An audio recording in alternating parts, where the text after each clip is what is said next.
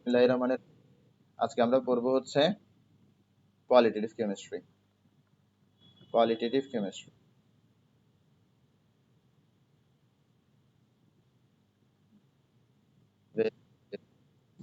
ওকে। Qualitative কেমিস্ট্রিতে প্রথমে আমরা যে জিনিসটা নিয়ে পড়বো সেটা হচ্ছে অ্যাটমিক মডেল। প্রথমে আমরা যে জিনিসটা নিয়ে পড়বো সেটা হচ্ছে অ্যাটমিক মডেল। এবার অ্যাটমিক মডেল মানে কি? অ্যাটমিক মডেল মানে হচ্ছে একটা অ্যাটম কি দিয়ে তৈরি, একটা অ্যাটমের গঠনটা স্ট্রাকচার অফ অ্যান অ্যাটম। একটা অ্যাটমের গঠন নিয়ে যেসব থিওরি আছে তাদেরকে আমরা অ্যাটমিক মডেল বলি। তাহলে অ্যাটমিক মডেল আমাদেরকে কি কি জানায়? অ্যাটমিক মডেল থেকে আমরা কি জানতে পারি? Structure of atom. এবার এই স্ট্রাকচার অফ অ্যাটম অনেক সায়েন্টিস্ট ব্যাখ্যা করেছেন। তো প্রত্যেকজনের ব্যাখ্যাকে এক একটা অ্যাটমিক মডেল বলা হয়। তো প্রথমে আসে হচ্ছে আমাদের থমসন। তো এটা হচ্ছে থমসন প্লাম পুডিং মডেল বলা হয়। থমসনের টাকে কি বলা হয়? অ্যাজ ইন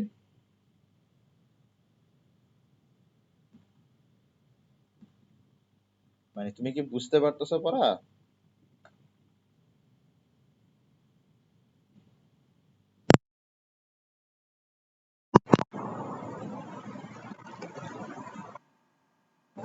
আচ্ছা এখন শুনতেছই না? আচ্ছা ঠিক আছে তাহলে, আচ্ছা ঠিক আছে তাহলে আমরা কন্টিনিউ করি। তো তো এখন দেখো, তো থমসনের মডেলটাকে কি বলা হয়? থমসনের মডেলটাকে বলা হয় প্লাম পুডিং মডেল। কেন বলা হয় এটাতে পরে যাচ্ছে। এরপরে হচ্ছে আমাদের রাদারফোর্ড একটা অ্যাটম মডেল দিছেন, রাদারফোর্ড। এরপরে অ্যাটম মডেল দিছে হচ্ছে বোর। এরপরে অ্যাটম মডেল দিছে হচ্ছে শ্রোডিঞ্জার অ্যাটম মডেল দিছিল একটা।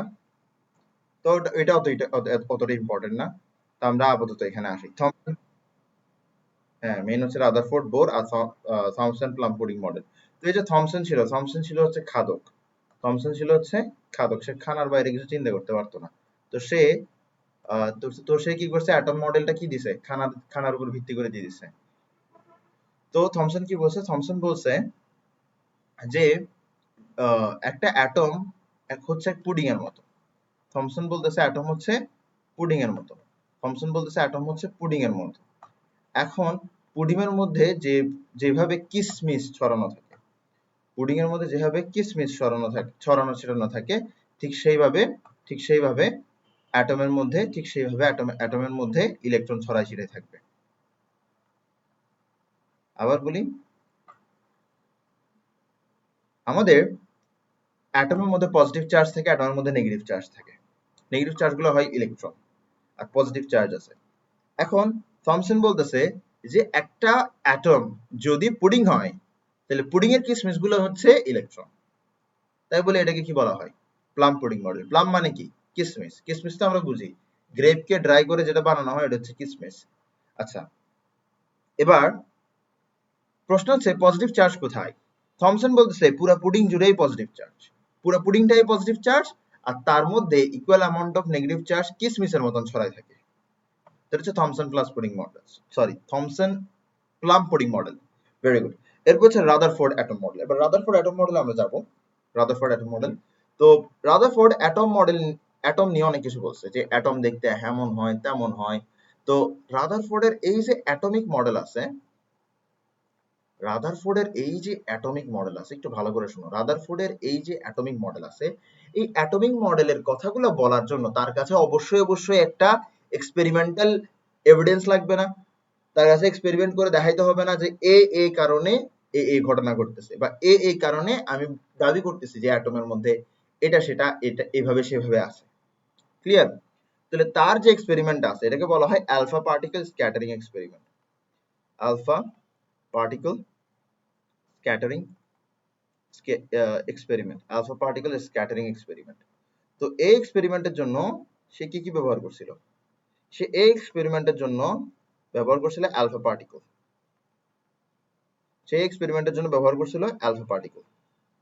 এরপরে সে এক্সপেরিমেন্টের জন্য ব্যবহার করছিল জিঙ্ক সালফাইড স্ক্রিন। এরপরে সে এক্সপেরিমেন্টের জন্য ব্যবহার করছিল গোল্ড। কি ব্যবহার করছিল? গোল্ড। গোল্ড। তো গোল্ড ফয়েল ব্যবহার করছিল। গোল্ড ফয়েল ব্যবহার করছিল। গোল্ড ফয়েল ব্যবহার করছিল। ঠিক আছে? Thin gold foil. আমরা অ্যালুমিনিয়াম ফয়েল দেখি না? ঠিক ওইরকম গোল্ড ফয়েল ব্যবহার করছিল। ওরকম গোল্ড ফয়েল ব্যবহার করছিল। এই যে গোল্ড ফয়েল ছিল, এই গোল্ড ফয়েলের যেটা থিকনেস ছিল সেটা ছিল হচ্ছে 0.1 2 3 4, চারটা ঘর দিবা, সবগুলোতে 0 দিবা, শেষেরটাতে 4 দিবা সেন্টিমিটার। আচ্ছা আসো, তাহলে এটা হচ্ছে, এই তিনটা হচ্ছে তার মূল উপকরণ। এই পুরা এক্সপেরিমেন্টের মেইন অ্যাপারেটাস হচ্ছে এই তিনটাই। তাহলে এই তিনটা সে কিভাবে ইউজ করছে, তো এটা বোঝার জন্য আগে অ্যালফা পার্টিকেলে আসি। অ্যালফা পার্টিকেল কি জিনিস? অ্যালফা পার্টিকেল হচ্ছে দুইটা প্রোটন এবং দুইটা নিউট্রন। দুইটা প্রোটন আর দুইটা নিউট্রন মিলে অ্যালফা পার্টিকেল তৈরি করে। দুইটা প্রোটন দুইটা নিউট্রন মিলে অ্যালফা পার্টিকেল তৈরি করে। আচ্ছা, আমি যদি হিলিয়ামে যাই, হিলিয়ামের মধ্যে দুইটা প্রোটন দুইটা নিউট্রন, সাথে থাকে দুইটা ইলেকট্রন। হিলিয়ামের মধ্যে দুইটা প্রোটন দুইটা নিউট্রন, সাথে থাকে দুইটা ইলেকট্রন। এবার আমি যদি হিলিয়াম থেকে দুইটা ইলেকট্রন সরাই ফেলি, যদি আমি হিলিয়াম থেকে দুইটা ইলেকট্রন সরাই ফেলি, তাহলে হিলিয়াম 2+ হয়ে যায়। আর হিলিয়াম 2+ এর মধ্যে দেখো দুইটা প্রোটন দুইটা নিউট্রন আছে। অ্যালফা পার্টিকেলও দুইটা প্রোটন দুইটা নিউট্রন আছে। অ্যালফা পার্টিকেলও দুইটা প্রোটন দুইটা নিউট্রন আছে, আবার হিলিয়াম 2+এও কি দুইটা প্রোটন দুইটা নিউট্রন আছে। তার মানে অ্যালফা পার্টিকেল যা, হিলিয়াম 2+ তা। অ্যালফা পার্টিকেল যা, হিলিয়াম 2+ তা। অ্যালফা পার্টিকেল যা, হিলিয়াম 2+ তা। অ্যালফা পার্টিকেল যা, হিলিয়াম 2+ তা। তাহলে হিলিয়াম 2+। আচ্ছা, এবার একটা জিনিস খেয়াল করো, হিলিয়াম 2+, এই যে হিলিয়াম 2+ আছে, এখানের মধ্যে কি কি আছে? দুইটা প্রোটন আছে দুইটা নিউট্রন আছে, এর বাদে কিছু নাই। প্রোটন নিউট্রন থাকে কোথায়? নিউক্লিয়াসে। তাহলে হিলিয়াম 2+ এ নিউক্লিয়াস ছাড়া কিছু নাই, তাহলে এটাকে আমরা চাইলে বলতে পারি কি? Helium nucleus. তাহলে অ্যালফা পার্টিকেল কি? দুইটা প্রোটন দুইটা নিউট্রন মিলে অ্যালফা পার্টিকেল তৈরি করে। অ্যালফা পার্টিকেলকে আমরা বলতে পারি হিলিয়াম 2+ ক্যাটায়ন, অথবা বলতে পারি হিলিয়াম নিউক্লিয়াস। আশা করি বুঝছো এতটুকু। এবার এই অ্যালফা পার্টিকেল তো ইন্ডিপেন্ডেন্টলি এক্সিস্ট করে না। তোমাকে যদি এখন বলি অ্যালফা পার্টিকেল খুঁজে বের করো দুনিয়ায়, তুমি এখন কোন স্টেবল অবস্থায় অ্যালফা পার্টিকেল পাবা না। অ্যালফা পার্টিকেল খুবই আনস্টেবল কন্ডিশনে পাওয়া যায়। আনস্টেবল কন্ডিশনে পাওয়া যায় মানে হচ্ছে সে এমনি এক্সিস্ট করে না। সে এমনি এক্সিস্ট করে না, তার কাছে তৈরি হইতে হয়। সে এমনি এক্সিস্ট করে না। ফর এক্সাম্পল তোমাকে যদি বলি যে তুমি যদি গোল্ড বাইর করো, তুমি তোমার বাসার মধ্যে গোল্ড খুঁজে পাবা, ঠিক না? তাহলে কেন? কারণ গোল্ড স্টেবল, গোল্ড এক্সিস্ট করে, ঠিক না? তুমি যদি বলে ডায়মন্ড খুঁজে বের করো, তাহলে তুমি ডায়মন্ড খুঁজে বের করতে পারবে, কারণ ডায়মন্ড কি? ডায়মন্ড এক্সিস্ট করে। গোল্ডের এক্সাম্পল আরো বেটার, কারণ গোল্ড ইটসেলফ একটা এলিমেন্ট। গোল্ড ইটসেলফ একটা এলিমেন্টও, আবার তুমি তোমার গোল্ড তোমার বাসায় তুমি পাচ্ছ, তো তার মানে কি? এটা একটা এলিমেন্ট যেটা যেটা স্টেবল, যেটা পাওয়া যায়। হ্যাঁ, এখন অ্যালফা পার্টিকেল এরকম না। অ্যালফা পার্টিকেল এরকম না। অ্যালফা পার্টিকেল তুমি পাবা না। অ্যালফা পার্টিকেল তুমি তুমি অ্যালফা পার্টিকেল কিনে কোন একটা ড্রয়ারে রেখে দিতে পারবা না। এটা এরকম না। এটা এরকম জিনিস না। তো অ্যালফা পার্টিকেল তাহলে কোথায় পাওয়া যায়? তাহলে অ্যালফা পার্টিকেলের এক্সিস্টেন্সটা কোথায়? অ্যালফা পার্টিকেলের এক্সিস্টেন্স বোঝার জন্য তোমার কাছে বুঝতে হবে রেডিও অ্যাক্টিভিটি। তোমার কাছে বুঝতে হবে রেডিও অ্যাক্টিভিটি। এবার রেডিও অ্যাক্টিভিটি কি? রেডিও অ্যাক্টিভিটি হচ্ছে decay of nucleus. Radioactivity হচ্ছে decay of nucleus. Radioactivity হচ্ছে ডিকে অফ নিউক্লিয়াস। বিষয়টা একটু বোঝার চেষ্টা করো। আমরা কি জানি? আমরা জানি যে নিউক্লিয়াসের মধ্যে কি থাকে? নিউক্লিয়াসের মধ্যে প্রোটন থাকে। তো প্রোটন গুলো কি? প্রোটন গুলো পজিটিভলি চার্জ। প্রোটন গুলো যদি পজিটিভলি চার্জ হয়, তাহলে প্রত্যেকটা প্রোটনকে কি করবে? প্রত্যেকটা প্রোটনকে রিপেল করবে। প্রত্যেকটা প্রোটনকে রিপেল করবে। আর এই রিপালশনের কারণে প্রোটন গুলোর একসাথে থাকাটা খুব ডিফিকাল্ট হয়ে যায়। তো এই কারণে দেখা যায় যে প্রোটন গুলো ছিটকাই বের হয়। নিউক্লিয়াস থেকে প্রোটন গুলো ছিটকায় বের হয়ে যায়। তো এই যে প্রোটনটা বের হচ্ছে, এটাই হচ্ছে রেডিও অ্যাক্টিভিটি। এটাই হচ্ছে কি? Radioactivity, decay of nucleus.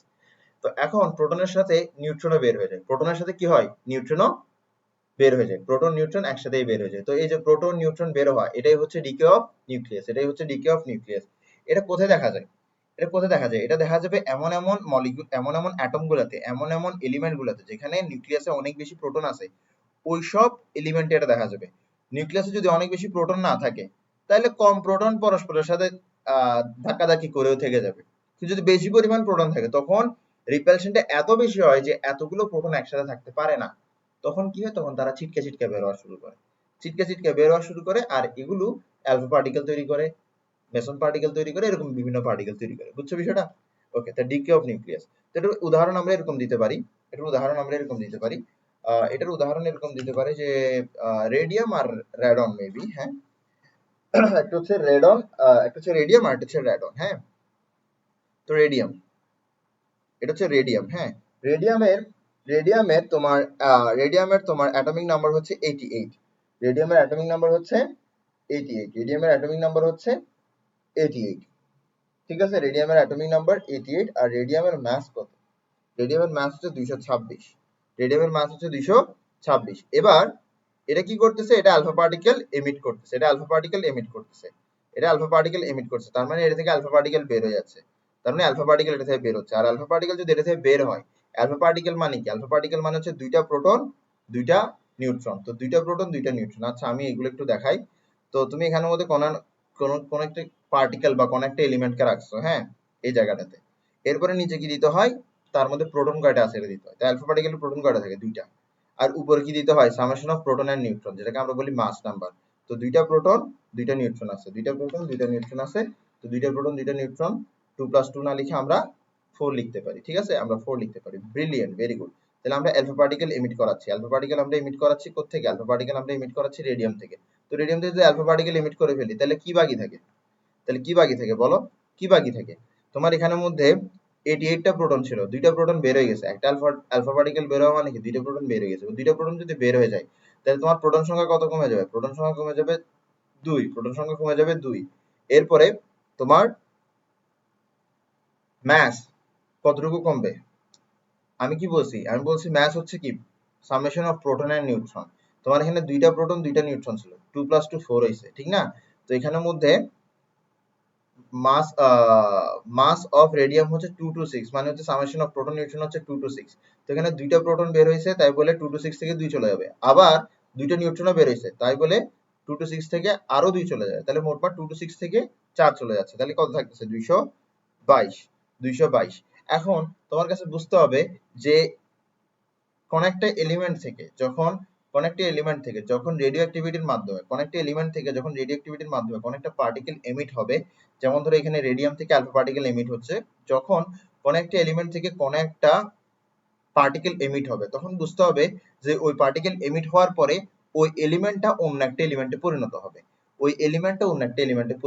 এখন প্রশ্ন হচ্ছে রেডিয়াম কোন এলিমেন্টে পরিণত হয়েছে? এটা কোন এলিমেন্ট? রেডিয়াম কোন এলিমেন্টে পরিণত হচ্ছে? রেডিয়াম একটা আলফা পার্টিকেল দেওয়ার পরে কোন এলিমেন্টে পরিণত হয়? এটার জন্য তোমার কাছে যেটা করতে হবে, তোমার পিরিয়ডিক টেবিল খুলতে হবে। পিরিয়ডিক টেবিল খুলে তোমার কাছে দেখতে হবে যে 86 এটা কার অ্যাটমিক নাম্বার। মাথায় রাখতে হবে যে নাম্বার অফ প্রোটন বা অ্যাটমিক নাম্বার এটা হচ্ছে এলিমেন্টের পরিচয়।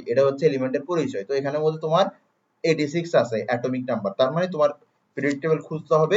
পিরিয়ডিক টেবিল তুমি এরকম করে খুলবা, পিরিয়ডিক টেবিল খুলে তুমি দেখবা যে 86 নাম্বার এলিমেন্ট কোনটা। তুমি যদি ভালো করে দেখো, 86 নাম্বার এলিমেন্ট হচ্ছে তোমার এখানে র্যাডন। কি? র্যাডন। ঠিক আছে, তাহলে কি তৈরি হয়েছে তোমার এখানে? তৈরি হয়েছে র্যাডন। তো আশা করি তুমি বুঝছো রেডিও অ্যাক্টিভিটি কি। রেডিও অ্যাক্টিভিটি হচ্ছে কোন একটা লার্জ এলিমেন্ট থেকে, কোন একটা লার্জ এলিমেন্টের নিউক্লিয়াস থেকে পার্টিকেল ডিকে করে যদি সেই এলিমেন্টটা আর একটা ডিফারেন্ট এলিমেন্টে কনভার্ট হয়, তাহলে ওই প্রসেসটাকে আমরা বলবো রেডিও অ্যাক্টিভিটি। তাহলে radio activity is a process in which element having large nucleus element having large nucleus element having large nucleus element having large nucleus emit emit emit particles decaying their nucleus emit particles decaying their nucleus and result in formation of new element is known as radioactivity। দিতে পারো, এভাবে লিখতে পারো চাইলে।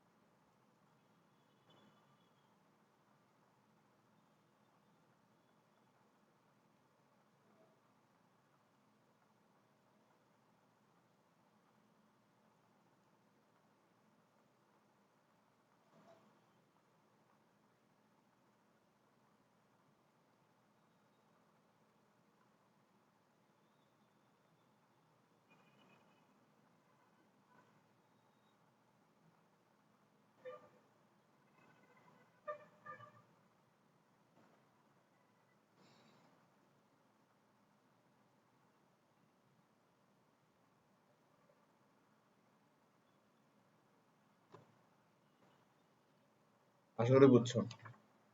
তাহলে আমরা radio activity বুঝছি, আমরা অ্যালফা পার্টিকেল বুঝছি। এবার আমরা রাদারফোর্ডের এক্সপেরিমেন্টটাতে একটু চলে যাই। তো রাদারফোর্ড এক্সপেরিমেন্টে প্রথমে নিচে হচ্ছে একটা লেড বক্স। রাদারফোর্ড এক্সপেরিমেন্টে প্রথমে নিচে হচ্ছে একটা লেড বক্স। রাদারফোর্ড এক্সপেরিমেন্টে প্রথমে নিচে হচ্ছে একটা লেড বক্স। রাদারফোর্ড এক্সপেরিমেন্টে প্রথমে নিচে হচ্ছে একটা লেড বক্স।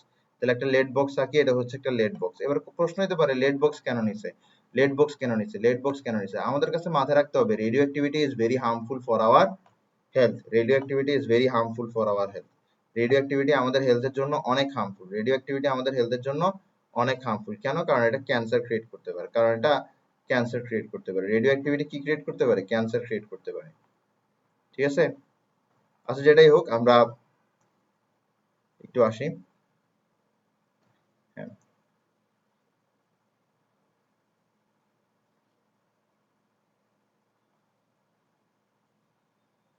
হ্যাঁ। তো রেডিও অ্যাক্টিভিটি অনেক ডেঞ্জারাস একটা জিনিস। তো ওর নাম কি? আমাদের রাদারফোর্ড সাহেব রেডিয়াম নিছে, রেডিয়াম নিছে। রেডিয়ামকে কি করছে? রেডিয়ামকে এই লেড বক্সে রাখছে। রেডিয়ামকে কি করছে? এই লেড বক্সে রাখছে। এবার রেডিয়ামকে লেড বক্সে রাখার পরে এই রেডিয়াম থেকে কি হবে? এই রেডিয়াম থেকে সব দিক দিয়ে আলফা পার্টিকেল এমিট হবে। রেডিয়াম থেকে সব দিক দিয়ে আলফা পার্টিকেল এমিট হবে। রেডিয়াম থেকে সব দিক দিয়ে আলফা পার্টিকেল এমিট হবে। রেডিয়াম থেকে সব দিক দিয়ে আলফা পার্টিকেল এমিট হবে। রেডিয়াম থেকে সব দিক দিয়ে আলফা পার্টিকেল এমিট হবে। কিন্তু কোন দিক দিয়ে আলফা পার্টিকেল বের হইতে পারবে না। কোন দিক দিয়ে আলফা পার্টিকেল বের হইতে পারবে না। কেন? কারণ পুরাটাই লেড বক্সের মাঝখানে আছে। এই জায়গায় একটা ছিদ্র থাকবে, এই জায়গায় একটা ছিদ্র থাকবে, যে কারণে আলফা পার্টিকেল শুধুমাত্র এই একটা স্ট্রেট লাইন দিয়ে বের হবে। আলফা পার্টিকেল এই স্ট্রেট লাইন দিয়ে যাবে। আলফা পার্টিকেল এছাড়া আর কোনো স্ট্রেট লাইন দিয়ে যাচ্ছে না, শুধু একটা স্ট্রেট লাইন দিয়ে যাচ্ছে। আচ্ছা, ভেরি গুড। এরপরে কি করছে? সে একটা গোল্ড ফয়েল নিছে। এরপরে সে একটা গোল্ড ফয়েল নিছে, একটা গোল্ড ফয়েল, একটা গোল্ড ফয়েল নিছে, একটা গোল্ড ফয়েল, হ্যাঁ, একটা চিকন গোল্ড ফয়েল নিছে। আচ্ছা, একটা জিনিস চিন্তা করো। হ্যাঁ, হইতে পারে, যাই না, সে যেটা তার ইচ্ছে সেটা নিতে আর কি। ওকে, হ্যাঁ, একটা গোল্ড ফয়েল নিছে। এবার তুমি একটা জিনিস চিন্তা করো।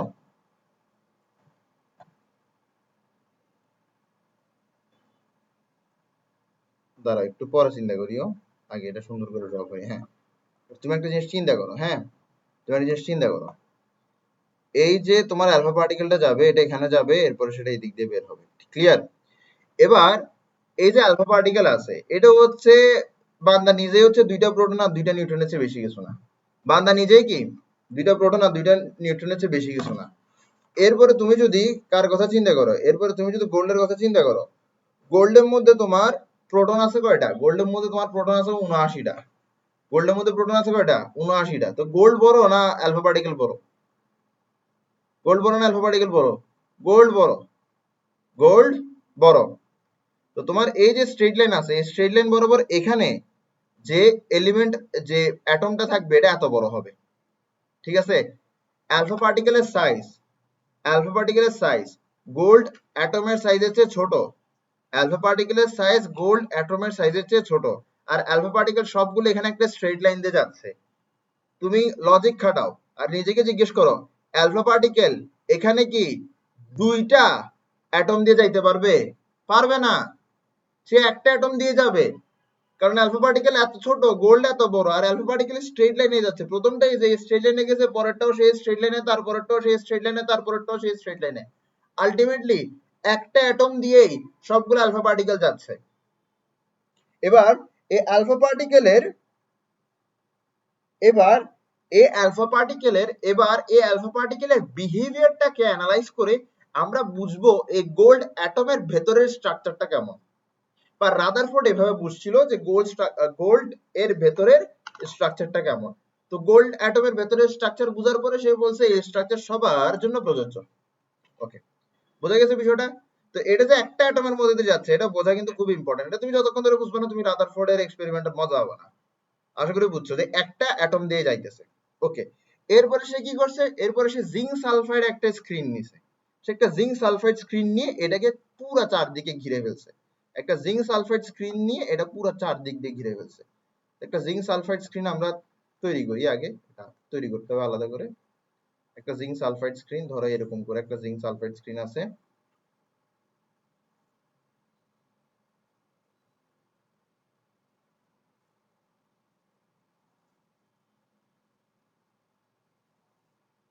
এক তারিখা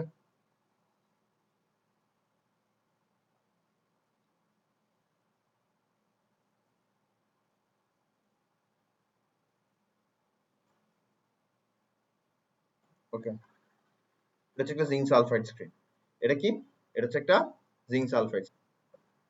এবার সে কি করছে, এই জিঙ্ক সালফাইড স্ক্রিন দিয়ে এই পুরোটাকে ঢেকে দিছে, এই জিঙ্ক সালফাইড স্ক্রিন দিয়ে পুরোটাকে ঢেকে দিছে, এই জিঙ্ক সালফাইড স্ক্রিন দিয়ে পুরোটাকে ঢেকে দিছে। এবার বুঝছো জিঙ্ক সালফাইড স্ক্রিন দিয়ে কিভাবে পুরোটাকে ঢেকে দিছে? আমি জানি একটু বিচ্ছিরি ড্রয়িং, কিছু করার নাই, ঠিক আছে? তো তুমি বুঝতে পারতে গেছে। এবার দেখো, জিঙ্ক সালফাইড স্ক্রিন দিয়ে পুরোটাকে ঢেকে দিছে। এখন zinc sulphide screen, zinc sulphide স্ক্রিনের লাভটা কি? Why zinc sulphide screen? Zinc sulphide স্ক্রিনের একটা ফিচার আছে যেটা হচ্ছে ফসফোরিসেন্স। ফসফোরিসেন্স, আমি ইনফ্লোরিসেন্স, ফসফোরিসেন্স এগুলো পরে বুঝাবো। আপাতত বুঝো, ফসফোরিসেন্স মানে হচ্ছে অ্যালফা পার্টিকেল স্ট্রাইক করলে জিঙ্ক সালফাইড স্পার্ক করে। অ্যালফা পার্টিকেল স্ট্রাইক করলে জিঙ্ক সালফাইড স্পার্ক করে, স্পার্ক, স্ফুলিঙ্গ, স্পার্ক তৈরি করে, স্পার্ক তৈরি করে, ঠিক আছে? যেখানে যেখানে স্পার্ক তৈরি হবে সেখানে সেখানে আলফা পার্টিকেল গেছে। দেখা যায় এখানে স্পার্ক তৈরি হয়েছে, এখানে স্পার্ক তৈরি হয়েছে, এখানে স্পার্ক তৈরি হয়েছে, এখানে স্পার্ক তৈরি হয়েছে, এখানে এখানে এখানে এখানে এখানে এখানে স্পার্ক তৈরি হয়েছে, এরপর কিছু স্পার্ক এখানে তৈরি হয়েছে, কিছু স্পার্ক এখানে তৈরি হয়েছে। এই স্পার্ক দেখে আমি কি বুঝতেছি? এই স্পার্ক দেখে বুঝতে জিঙ্ক সালফাইড কোন দিকে গেছে, ঠিক আছে? জিঙ্ক সালফাইড এই অ্যাটমের ভেতর দিয়ে প্রবেশ করার পরে কোন দিকে গেছে এটা আমরা এই স্পার্ক দেখে বুঝতে পারতেছি। কারণ আমি কিছু ভুল বলছি, মানে আমি মনে বলছি জিঙ্ক সালফাইড এইটার মধ্যে দিয়ে গিয়ে না, অ্যালফা পার্টিকেল। আমি একটু আবার রিপিট করি, আমি যদি আগে কিছু বলে থাকি এটা ভুল বলছি, দেখো ভালো করে শোনো, এখন যেটা বলছি এটা ঠিক। অ্যালফা পার্টিকেল গোল্ড অ্যাটমটার ভেতর দিয়ে যাওয়ার পরে সে কোন দিকে গেছে? আগে গোল্ড অ্যাটমের ভেতর দিয়ে গেছে, এরপরে কোথায় গেছে এটা তুমি বুঝবা এই স্পার্ক গুলো দেখে। তুমি এখানে স্পার্ক দেখে বুঝতেছো, তুমি দেখতেছো যে এখানে স্পার্কটা বেশি, তার মানে অধিকাংশ অ্যালফা পার্টিকেল সোজা চলে গেছে। কিছু কম, কিছু স্পার্ক এখানে পাচ্ছ, তার মানে কয়েকটা অ্যালফা পার্টিকেল কি হয়েছে? ডেভিয়েট করছে। আর একদম কম পাচ্ছ এদিকে, তার মানে একদম কম পরিমাণ পেছনের দিকে আসছে। বুঝছো বিষয়টা? তো কাহিনী কিছুটা হচ্ছে এরকম, কাহিনী কিছুটা হচ্ছে এরকম। এবার যেহেতু এটা আমরা একটা অ্যাটমের জন্য হিসাব করতেছি, তাই বলে আমাদের বইয়ের মধ্যে একটা অ্যাটমের ফিগারটাই আছে। এই ফিগারটা তোমাদের বইয়ে নাই এখন, এটা এক যুগে ছিল, এখন এটা নাই। এটা কেন, কেন গায়েব করছে এটা আসলে আল্লাহ মাহবুদ জানে কেন গায়েব করছে।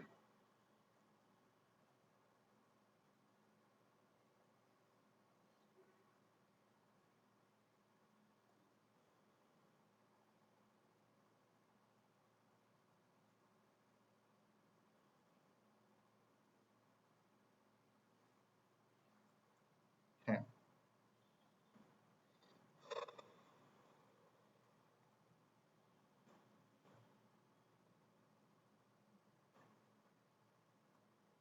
এবার এখানের মধ্যে জিঙ্ক সালফাইড স্ক্রিন দিবে এতটুকু, তেরিকা কি হইলো এটা? এই পুরোটা কি? পুরোটা হচ্ছে জিঙ্ক সালফাইড স্ক্রিন। এটা কি কি কি প্রকাশ করে? এটা জিঙ্ক সালফাইড স্ক্রিন, এটা জিঙ্ক সালফাইড স্ক্রিন, এই পুরাটাই হচ্ছে জিঙ্ক সালফাইড স্ক্রিন। বুঝছো?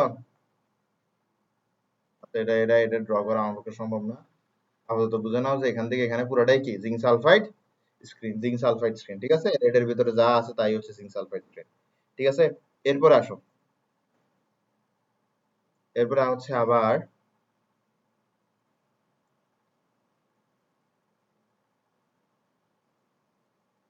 গোল্ডের ফয়েল। তুমি তো মনে পড়ছো মনে হয়।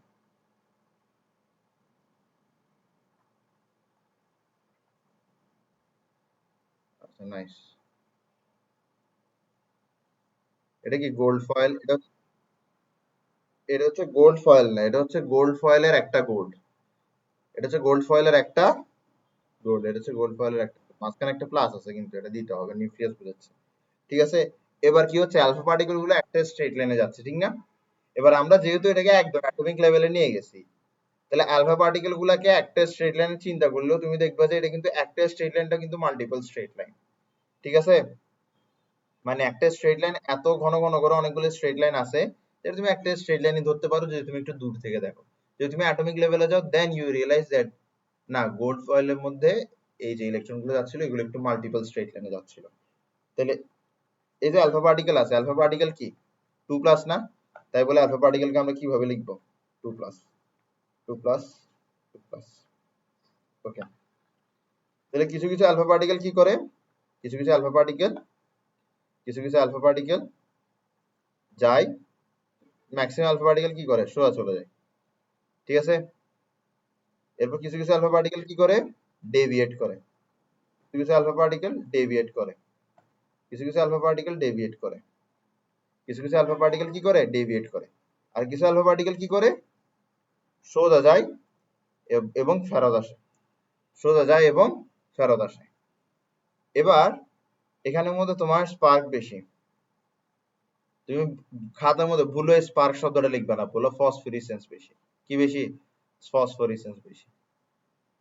ঠিক আছে, এই জায়গাটাতে ফসফোরিসেন্স বেশি, তার মানে কি ম্যাক্সিমাম স্ট্রেট গেছে, খুব অল্প পরিমাণ ফসফোরিসেন্স এই জায়গায় পাওয়া যাচ্ছে, তার মানে কি খুব অল্প পরিমাণ ডেভিয়েট করছে। আর দেখা যায় যে 20,000-এর মধ্যে একটা পেছনের দিকে ব্যাক আসে, তাই বলে এখানের মধ্যে কি আসছে, এখানের মধ্যে খুব কম ফসফোরিসেন্স হয়েছে। ঠিক আছে, তাহলে এখানের মধ্যে অবজারভেশন তিনটা। কয়টা অবজারভেশন, অবজারভেশন হচ্ছে তিনটা, অবজারভেশন হচ্ছে তিনটা। প্রথমটা হচ্ছে 90%, প্রথমটা হচ্ছে 99%, মেবি 99% লিখছে বইয়ের মধ্যে, একটু দেখি তো ওই যে লিখছে এগুলা, ম্যাটার করে না, জাস্ট আমরা বলতেছি আর কিছু, যেটাই হোক ধরো maximum,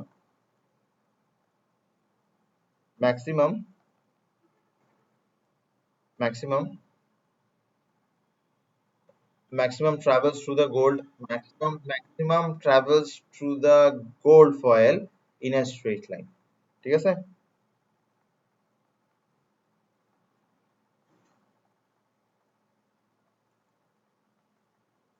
with no deviation in the path.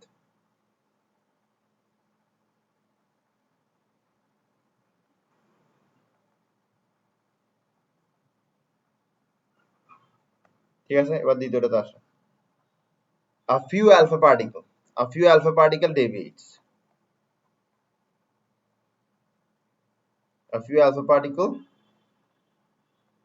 deviate, এরপরে কি 1 in 20,000, 1 in 20,000 follows its way back, মানে হচ্ছে 20,000 আলফা পার্টিকেলের মধ্যে একটা আলফা পার্টিকেল সোজা গিয়ে আবার ফেরত চলে আসে।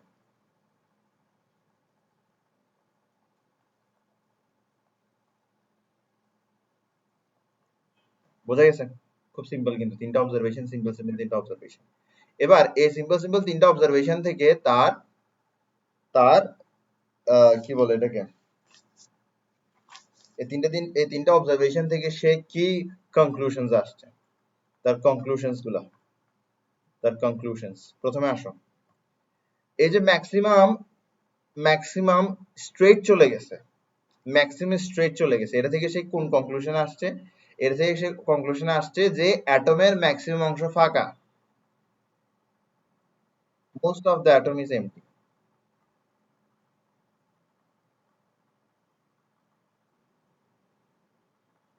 হ্যাঁ, এবার a few alpha particle deviate আর 20,000-এর মধ্যে একটা ফেরত আসে। এবার এখন আরেকটা কথা বলি, আলফা পার্টিকেল কি, পজিটিভ, তাহলে পজিটিভ কে ডেভিয়েট করার জন্য ফোর্স দিতে হবে প্রথমত। মোট কথা হচ্ছে যে কোনো কেউ ডেভিয়েট করার জন্য তার কাছে একটা ফোর্স এক্সপেরিয়েন্স করতে হবে, এমনি এমনি তো ডেভিয়েট হবে না। তো পজিটিভের উপরে কে ফোর্স অ্যাপ্লাই করবে, কে রিপালশন ফোর্স অ্যাপ্লাই করবে, পজিটিভ চার্জ। তো খুব কম পরিমাণ অ্যালফা পার্টিকেল, অর্থাৎ যেসব অ্যালফা পার্টিকেল খুব মাঝখানের কাছে দিয়ে যাচ্ছিল, মানে প্রায় মাঝখানে যাচ্ছিল অ্যাটমের, তারা ডেভিয়েট হয়েছে, তারা ডেভিয়েট হয়েছে। আর তাদের ডেভিয়েট হওয়ার জন্য অবশ্যই অবশ্যই মাঝখানে পজিটিভ কারণ থাকতে হবে, তার মানে অ্যাটমের মাঝখানে পজিটিভ কিছু আছে। তাহলে অ্যালফা পার্টিকেল যে ডেভিয়েট হয় এটা কি ইন্ডিকেট করে, পজিটিভ সেন্টার। কি ইন্ডিকেট করে, পজিটিভ সেন্টার।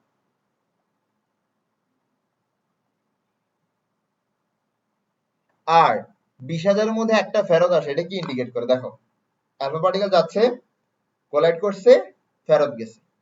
বিষয়টা বোঝার চেষ্টা করো। ধরো ধরো তোমার একটা কি থাকে, ধরো তোমার একটা বন্ধু আছে যে ধরো বিশাল বড় একদম 100-200 কেজি, ধরো তুমি ধরো তার কাছে গিয়ে কোলাইড করছো, দেখবে যে সে 1 সেন্টিমিটারও মুভ হবে না, কিন্তু তুমি পেছনের দিকে চলে যাবা।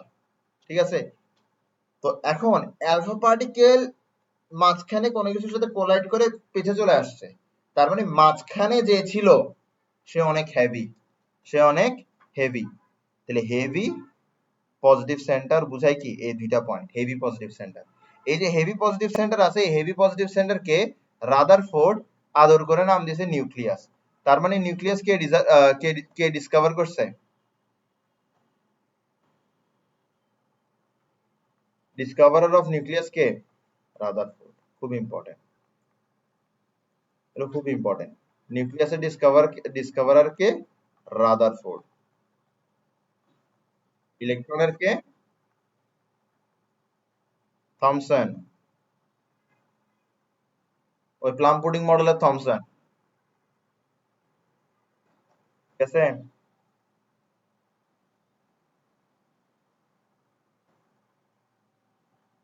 নিউট্রন, নিউট্রনকে ডিসকভার করছে চ্যাডউইক, ঠিক আছে। Very important. ওকে, এগুলো এমসিকিউর জন্য খুব ইম্পর্টেন্ট। ঠিক আছে, তাহলে আমরা এতটুকু বুঝছি। এরপর আমরা পড়বো হচ্ছে রাদারফোর্ডের পস্টুলেটস। রাদারফোর্ড তার অ্যাটম মডেল নিয়ে যে ফাইনাল বক্তব্য দিছে ওটা হচ্ছে তার পস্টুলেটস, ওটা হচ্ছে কি তার পস্টুলেটস, ঠিক আছে। Okay, তার পস্টুলেটস হচ্ছে প্রথমটা, প্রথমটা হচ্ছে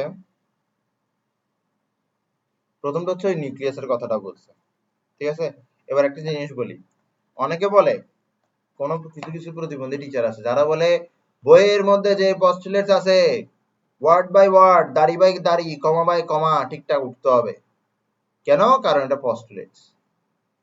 রাদারফোর্ড কি ইংলিশে দিছিল? রাদারফোর্ড মডেল, রাদারফোর্ড কি ইংলিশ বলতো? তো তো তো এই যে ইংলিশের মধ্যে এটা দিছে, এটা তো নিজেই ট্রান্সলেটেড। তো যেটা নিজেই ট্রান্সলেটেড, যেটা নিজেই প্যারাফ্রেজ, আমি কেন এটা স্ট্রিক্টলি ফলো করব? বুঝো নাই? তো পস্টুলেটস কি বুঝে বুঝে যা লিখার লিখবা, এত এত মুখস্থ করার দরকার নাই, ঠিক আছে।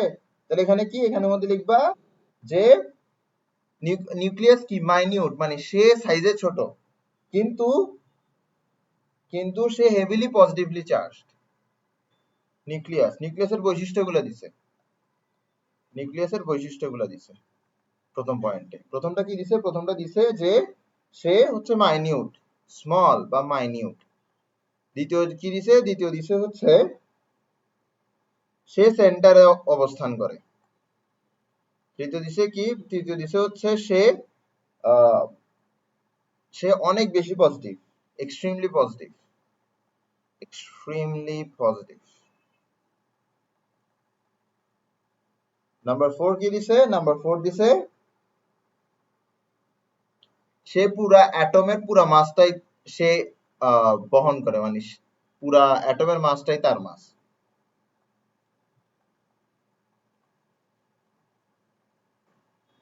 এরপর কি বলছে? এটাই বলছে মাইনিউট। মাইনিউট মানে কি? যে অ্যাটমের ভলিউম, অ্যাটমের ভলিউম নিউক্লিয়াসের ভলিউমের চেয়ে অনেক বেশি। অ্যাটমের ভলিউম নিউক্লিয়াসের ভলিউমের চেয়ে অনেক বেশি। বললো না যে most of the atom is empty, তার মানে কি নিউক্লিয়াসটা আছে কিন্তু most of the atom is empty, তার মানে কি নিউক্লিয়াসের যে ভলিউম, নিউক্লিয়াস যে জায়গাটা দখল করে আছে সেটা অনেক ছোট। তাহলে ভলিউম অফ নিউক্লিয়াস, নিউক্লিয়াসের ভলিউমটা কি? নিউক্লিয়াসের ভলিউমটা হচ্ছে অ্যাটমের ভলিউমের চেয়ে কম। নিউক্লিয়াসের ভলিউমটা কি অ্যাটমের ভলিউমের চেয়ে খুব কম, খুব খুব কম। তাহলে তুমি এখানে মধ্যে 4-5টা স্মলার দেন সাইন ইউজ করো, খুব খুব কম। তাহলে এগুলো তুমি পয়েন্ট আকারে লিখতে পারবে না? পয়েন্ট আকারে না, জাস্ট ফার্স্ট পয়েন্টে লিখবা। তুমি এভাবে লিখবা যে ফার্স্ট পয়েন্টে লিখবা নিউক্লিয়াস, ঠিক আছে। অথবা তুমি এভাবে লিখবা minute extremely positive, minute extremely positive containing the entire mass of atom, minute particle অথবা minute object অথবা minute body, minute extremely positive body containing the entire mass of atom located at the center is known as nucleus. তো রাদারফোর্ডের first পয়েন্টটাই কি বলতে পারবে? হ্যাঁ বলতে পারবা, there is a there is a minute extremely positive body at the center of the atom which comprises the entire mass of the atom is known as nucleus. অথবা বলতে পারো nucleus is said to be a minute extremely positive body at the center of the atom which comprises the entire mass of the atom. ঠিক আছে, এরপরে লিখতে পারো volume of nucleus is very very very low than the volume of atom. অথবা বলতে পারো volume of nucleus is negligible compared to the volume of atom. যেভাবে যেভাবে বলতেছে এভাবে লিখে নিও, রেকর্ডেড দেখে দেখে লিখে নিও, ঠিক আছে?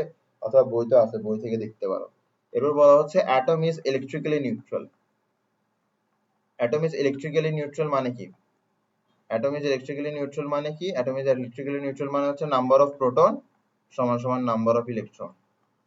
নাম্বার অফ প্রোটন সমান সমান number of electron. Number of proton সমান সমান number of electron. Number of proton সমান সমান নাম্বার অফ ইলেকট্রন।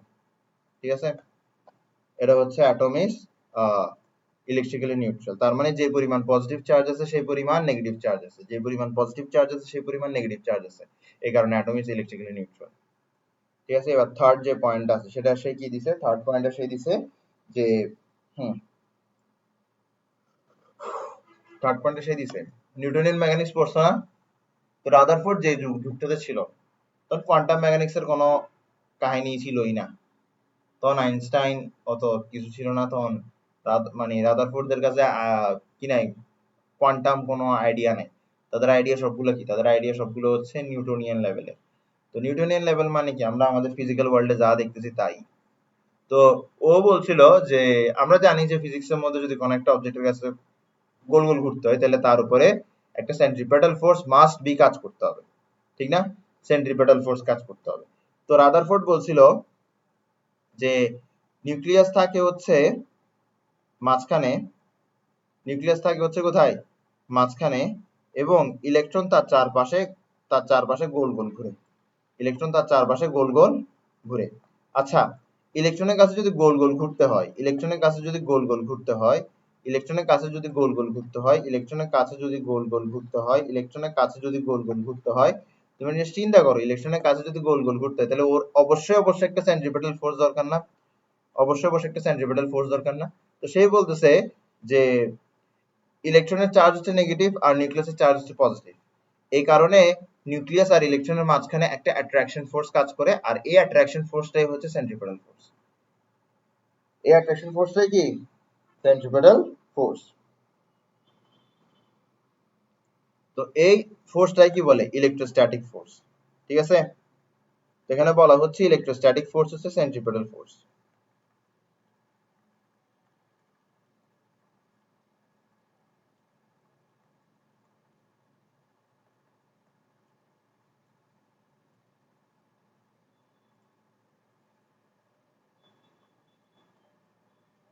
এবার সেন্ট্রিফিউগাল ফোর্স আসে। সেন্ট্রিফিউগাল ফোর্স কি? আমরা এভাবে চিন্তা করি যে ফোর্স এক্সিস্ট ইন পেয়ার, মানে একটা ফোর্স যদি এদিকে কাজ করে একটা ফোর্স ওইদিকে কাজ করতেছে, এই কারণে সে ব্যালেন্সে আছে, এরকম চিন্তা করি আমরা। তো সেন্ট্রিপেটাল ফোর্স এদিকে কাজ করছে, সেন্ট্রিফিউগাল ফোর্স ওদিকে কাজ করছে, তাই বলে সে একটা ব্যালেন্সে আছে। ঠিক আছে, তো সেন্ট্রিফিউগাল ফোর্স আর সেন্ট্রিপেটাল ফোর্সের মান আমরা সমান ধরি। সেন্ট্রিপেটাল ফোর্স আর সেন্ট্রিফিউগাল ফোর্সের মান আমরা সমান ধরি। আসলে সেন্ট্রিফিউগাল ফোর্স যেটা আছে এটা হচ্ছে একটা মানে ফাও একটা জিনিস, এটা স্টুডেন্টদেরকে পড়াইতে মন চায় না, কারণ এটা পড়াইতে গেলে আর একটু ভেজাল বাড়ে যায়, কারণ এই জিনিসের আসলে এক্সিস্টেন্স নাই, আমরা কি পড়াবো এই জিনিসটা? একটা শোনো না, একটা মানে একটা অবজেক্ট গোল গোল ঘুরতেছে, আচ্ছা গোল গোল ঘুরতেছে, তার সেন্টারের দিকে একটা ফোর্স কাজ করতেছে, সেন্ট্রিপেটাল ফোর্স, এটা আমরা বুঝলাম। ঠিক আছে, এর মধ্যে তারা আবার সেন্ট্রিফিউগাল একটা ফোর্স থেকে আনছে, তারা সেন্ট্রিফিউগাল ফোর্সটা আনছে আর বলছে যে সেন্ট্রিফিউগাল ফোর্স সেন্ট্রিপেটাল ফোর্সের সমান, তাই বলে সে গোল গোল পথে ঘুরে, আল্লাহ জানে কি জিনিস। এরপরে যেটা সবচেয়ে ফাও জিনিস সেটা হচ্ছে যে কি, আবার এই কথাটা বলে কিছু কিছু জায়গায় যে সেন্ট্রিপেটাল ফোর্সটা যখন ডিমিনিশ হয়ে যাবে তখন তুমি সেন্ট্রিফিউগাল ফোর্সটা পাবা। মানে একবার বলে কোএক্সিস্ট করে, একবার বলে যে না একটা চলে গেলে আরেকটা তুমি পাবা। এটা ফুল উদ্ভট বিষয় হয়ে গেল না? ফুল উদ্ভট বিষয় হয়ে গেল, বাট তাও আমি এভাবে বলতে চাই যে কোন একটা অবজেক্ট যখন সার্কুলার পাথে ঘুরে তখন তার অবশ্যই অবশ্যই সেন্টারের দিকে একটা ফোর্স কাজ করছে, যে সেন্ট্রিপেটাল ফোর্স। এবার এবার কোন একটা অবজেক্ট সেন্টারের দিকে ঘুরলে আসলে আমি এটাকে এভাবে চিন্তা করি যে কোন একটা অবজেক্ট যখন ঘুরতেছে তখন তার বাইরে যাওয়ার একটা টেন্ডেন্সি থাকে না, ওইটা হচ্ছে সেন্ট্রিফিউগাল ফোর্স। আর আমি বিশেষ করে এই সেন্ট্রিফিউগাল ফোর্সকে কাউন্টার করে সেন্ট্রিপেটাল ফোর্স, আমি এভাবে চিন্তা করি। সবাই উল্টা, মানে সব জায়গায় উল্টা করছি যে সেন্ট্রিপেটাল ফোর্স আছে বিদে সেন্ট্রিফিউগাল ফোর্স আছে, যে ভেতরে একটা ফোর্স কাজ করতেছে বিদে বাইরে একটা ফোর্স কাজ করতেছে, আর এই দুটো সমান হবে। কিন্তু আমার মতে না, এটা আরেকটু এভাবে চিন্তা করলে আরো সুবিধা হয় যে বাইরে একটা ফোর্স এক্সিস্ট করে আর এটার আমি ব্যালেন্স করতেছি ভেতরে ফোর্স অ্যাপ্লাই করে। একটা অবজেক্ট যদি গোল গোল ঘুরেতে চায় তার বাইরে একটা ফোর্স এক্সিস্ট করবে যেটা সেন্ট্রিফিউগাল ফোর্স, এটা যেটা অবজেক্ট যেন ছিটকায় না যায় এই সেন্ট্রিফিউগাল ফোর্সের জন্য, তাই বলে আমি সেন্ট্রিপেটাল ফোর্সটাকে এক্সার্ট করতেছি। তো এটা হচ্ছে আমার পয়েন্ট অফ ভিউ। আমি এটা কয়েক জায়গায় সার্চ করে দেখছি, স্পেশালি চ্যাট জিপিটি, সে কারেক্ট বলছে, কিন্তু এভাবে কোথাও লেখা নাই আসলে। তো আশা করি বুঝছো যে ইলেকট্রোস্ট্যাটিক ফোর্সটা কি হবে, সেন্ট্রিপেটাল ফোর্স। এরপরে বলা হচ্ছে সেন্ট্রিপেটাল ফোর্স কি করে, সেন্ট্রিপেটাল ফোর্স সেন্ট্রিফিউগাল ফোর্সকে কাউন্টার করে।